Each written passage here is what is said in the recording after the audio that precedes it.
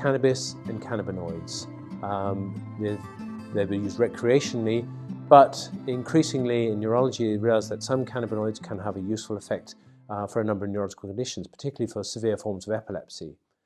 The important thing to realize is in our brains, we all have natural cannabinoids. They're called endo-cannabinoids because they're within us, and we have cannabinoid receptors, so they serve a number of functions within the brain, and we don't understand all of those.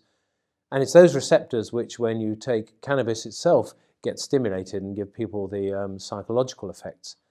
But you can get cannabinoids which don't have the psychological effects, and some people think they may affect movement disorders, and there have been people who've felt that the dyskinesias they get in Parkinson's disease may be helped by cannabinoids, and for that reason people think that some dystonias may also be helped by cannabinoids.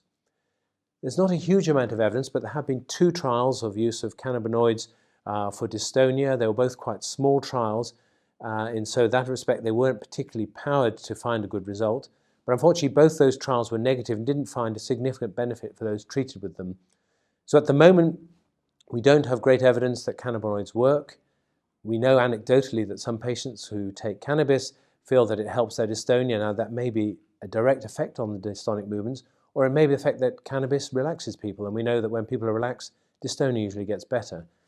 And in contradiction, when they're stressed, their dystonia gets worse. So it may be actually an effect on their level of relaxation, but we just don't know.